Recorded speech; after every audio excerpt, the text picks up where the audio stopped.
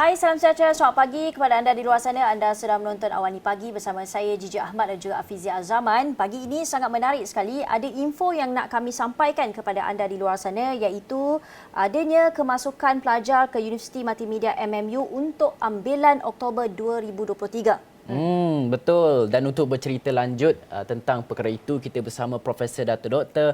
Mazliha Muhammad Suud, Presiden Ketua Pegawai Eksekutif Universiti Multimedia MMU. Assalamualaikum, selamat pagi Dato'. Terima kasih sudi luangkan masa di kesibukan hari di pagi hari ini. Waalaikumsalam Gigi dan Afizi. Ya, betul. Baik, terima kasih Datuk kerana sudi bersama kami di Awani Pagi ini. Mulanya kita nak bercakap mengenai ini, mungkin Profesor Datuk Dr. Mazliham boleh terangkan, boleh kongsikan untuk perkembangan terkini MMU tentang pengambilan pelajar tahun ini. Seperti tahun-tahun yang sebelum ini, MMU kami ada 3 pengambilan setiap tahun. Jadi memberi peluang, membuka peluang kepada semua yang berminat untuk menyertai MMU. Ada pengambilan Mac, ada pengambilan Julai dan juga pengambilan Oktober yang akan berlangsung tidak lama lagi. Jadi untuk bulan Oktober ini kami akan ada pengambilan pada 21 hari bulan Oktober nanti. Dan minggu sesuai kenal ya, kita panggil WIN, akan berlangsung dari 21 hingga 29 Oktober. Dan pengambilan ini akan dibuka sehinggalah 29 Oktober. Jadi kepada sesiapa yang ingin menyertai MMU, Multimedia University, bolehlah menyertai kami menjadi sebahagian dari keluarga besar MMU. Dan pengambilan untuk bulan Oktober ini kita buka sehingga 29 Oktober. Dan pasti soalan-soalan yang ditanyakan pelajar-pelajar adalah apa kelebihan ada pada MMU? Apa daya penarik untuk MMU untuk pelajar-pelajar ini sambung belajar di universiti? MMU ini, Afizi ya, adalah sebuah universiti berkonsepkan digital. Ya. Kita telah mula ditubuhkan sejak tahun 1996. Di mana pada ketika itu hasrat kerajaan, apabila kerajaan meminta Telekom Malaysia untuk menubuhkan sebuah universiti, ialah supaya kita boleh menubuhkan sebuah universiti yang bakal melahirkan pakar-pakar dalam bidang IT, pakar-pakar dalam bidang digital, pakar-pakar yang akan menggerakkan ekonomi IT dan digital ini. Jadi hari ini selepas lebih 26 tahun penubuhan MMU telah mengorak langkah dalam memperkasakan bidang pendidikan yang menawarkan menawarkan program-program yang kita harap dapat membentuk para pelajar yang akan bakal menjadi peneraju dalam bidang digital. Dan MMU sudah semestinya melalui semua inisiatif yang kami ada di MMU, kita ingin membentuk pelajar kita untuk menjadi seorang yang berjaya dan seorang yang bakal berkejaya, yang kita pupuk mereka ini daripada seorang pelajar hinggalah mereka boleh berjaya sebagai seorang usahawan, sebagai seorang pakar digital dan sebagainya. Ada 3 aspek penting dalam kita nak membentuk pelajar ini. Yang pertama ialah pembentukan ilmu mereka supaya mereka ini lahir dan menjadi seorang yang berilmu. Yang kedua adalah pembentukan kompetensi mereka supaya mereka ada kemahiran, kebolehan untuk mereka menjalankan tugas-tugas mereka sebagai seorang pakar dalam bidang-bidang yang mereka ceburi. Dan yang ketiga ini adalah paling penting, ialah pembentukan akhlak mereka, pembentukan sifat mereka supaya mereka ada aura yang tersendiri yang membolehkan mereka berjaya dalam pekerjaan masing-masing. Dan itulah ramuan yang penting dalam MMU apabila kita bentuk para pelajar kami, dan itulah yang saya rasa sesuatu yang sangat menarik ada di MMU, di mana kita memberi peluang kepada para pelajar kami untuk berkembang dari seorang pelajar baru yang masuk sehinggalah mereka boleh menjadi usahawan-usahawan berjaya, menjadi pakar-pakar, menjadi jurutera yang berjaya dan sebagainya. Dan Datuk, mungkin berapa orang sasaran pelajar dalam pengambilan Oktober ini? Sebenarnya kalau boleh kita nak ambil semua. Tapi oleh kerana kekangan tempat ini kita cuma ada dalam 3,100 tempat saja. Jadi kami untuk pengambilan Oktober ini hanya menawarkan sekitar 3,140 tempat bagi pelajar-pelajar baru untuk mereka mula mengikuti pengajian di MMU. Hajat di hati nak bagi semua yang mohon untuk masuk, tapi apakan daya, oleh kerana kami ada kekangan-kekangan dari segi peralatan dan sebagainya, maka pengambilan untuk bulan Oktober ini kita sasarkan sebanyak 3,140 sahaja. Mungkin kalau di kesempatan ini contoh-contoh program yang ditawarkan di MMU untuk kita tarik lagi minat mereka di luar sana untuk memohon belajar di MMU. Kami ada program-program dari kejuruteraan, kreatif multimedia, sehinggalah ke program-program management, business dan juga law. Kita ada program, contohnya program Bachelor in Software Engineering yang boleh mengkhusus sama ada dalam bidang cyber security, gaming, IT dan sebagainya. Kita juga ada program kejuruteraan telekomunikasi. Sudah tentu kami adalah sebuah universiti milik Telekom Malaysia. So bidang telekomunikasi ini ada ditawarkan di MMU, bidang kejuruteraan electrical, bidang kejuruteraan mechanical dan juga program-program dalam bidang kreatif. Ramai orang tahu tentang MMU berkenaan dengan program-program kreatif multimedia. Kita ada program animasi contohnya. Kita ada program, sekarang ni kita ada juga program dalam cinematic arts. Saya difahamkan di Astro ini ramai antara graduan kami yang sedang berkhidmat di Astro dalam bidang pembuatan filem contohnya, dalam bidang yang mengeluarkan konten-konten di sini. Kita juga ada program undang-undang. Jadi ijazah undang-undang di MMU dikecualikan dari mengambil peperiksaan CLP. Selepas mereka tamat belajar, mereka boleh terus praktis sebagai seorang pengamal undang-undang. Menarik sekali. Ya. Dan mungkin bagaimana dengan pensyarah-pensyarah yang disajikan oleh pihak MMU dalam melahirkan pelajar yang kompetitif? Sudah tentu pensyarah-pensyarah ini perlu memenuhi beberapa kriteria lah. Yang pertama, yang paling penting ialah mereka mempunyai pengalaman untuk mengajar. Mereka mempunyai kelayakan untuk mengajar. Mereka ada kemahiran dalam bidang-bidang yang mereka ajarkan. Pakar lah Pakar. basically. Untuk jadi pakar mereka mestilah ada pengalaman industri. Betul. Ada setengah-setengahnya yang pernah bekerja di industri, ada yang pernah menjadi usahawan dan kemudiannya menceburkan diri dalam bidang pendidikan. Dan ramuan ini kita garapkan supaya para pensyarah ini dapat membimbing dan membentuk pelajar ini untuk mereka pula nanti satu hari nanti boleh menjadi seorang yang berjaya dalam bidang yang mereka ceburi.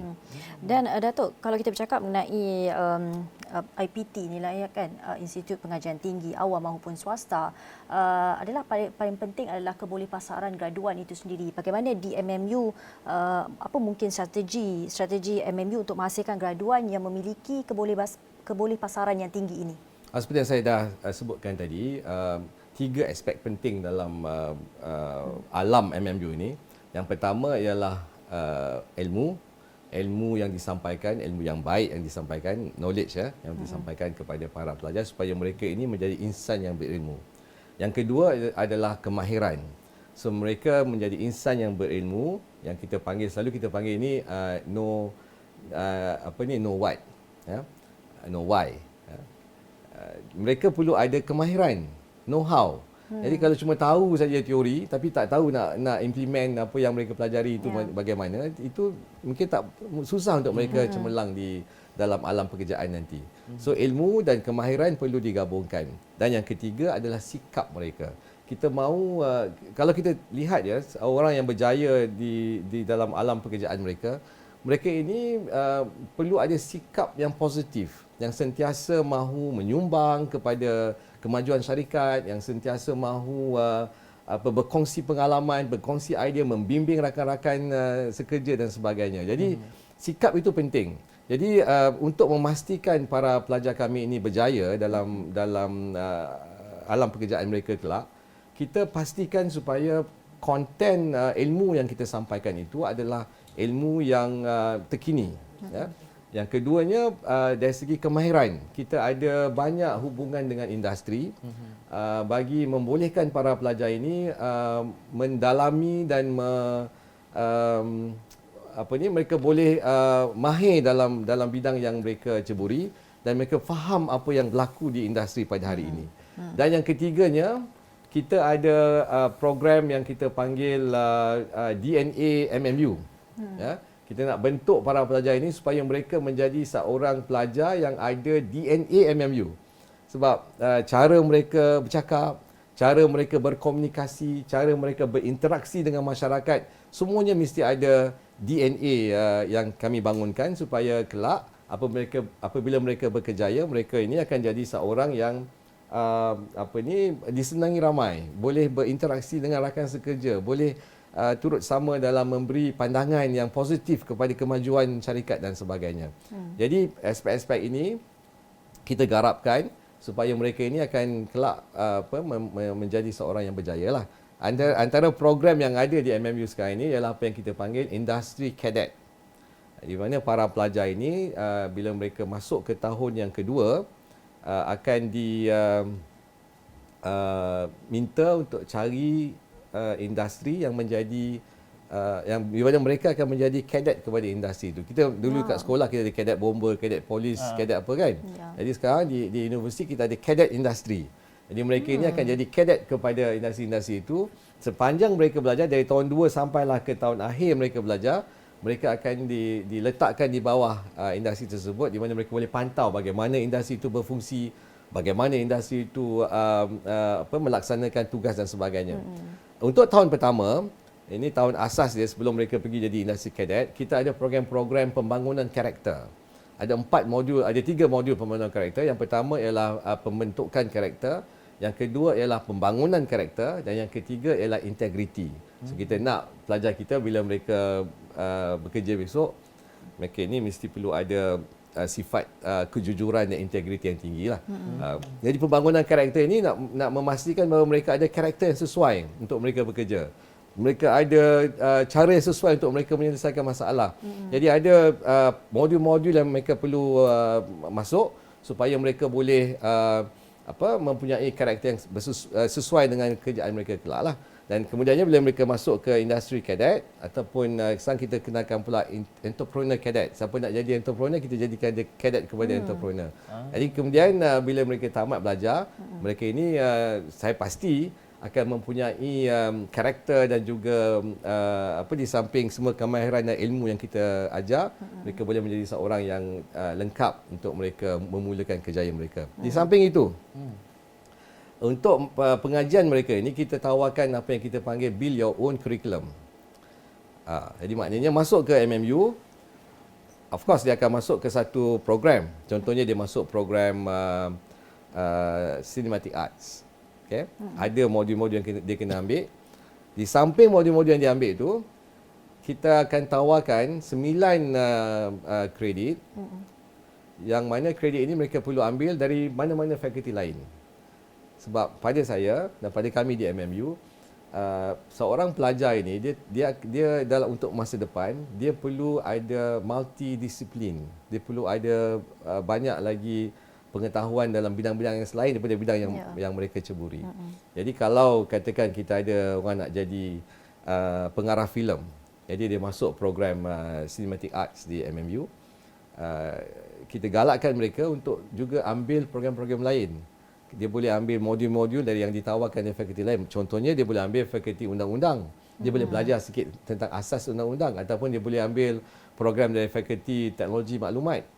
Dia boleh ambil program programming contohnya. Jadi mereka ini bila dia keluar, dia boleh gunakan apa yang mereka ambil itu sebagai pemangkin kepada kemahiran mereka dalam kerjaya masing-masing nanti.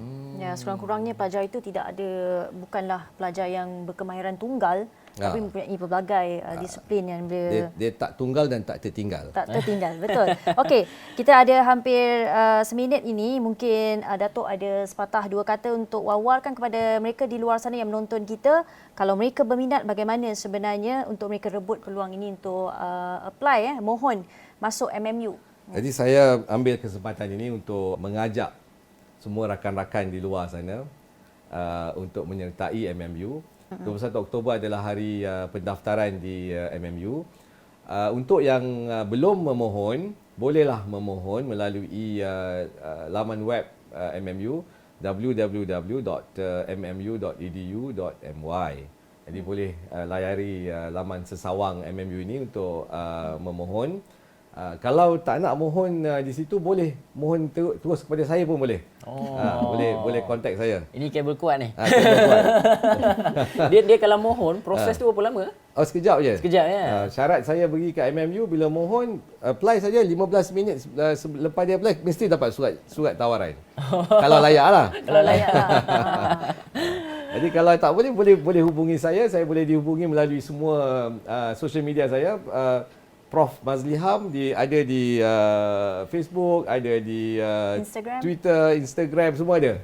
TikTok pun ada. Baik. Jadi boleh hubungi saya di situ sebab saya dah beritahu tadi, Mazliham ni dalam dunia saya seorang aja.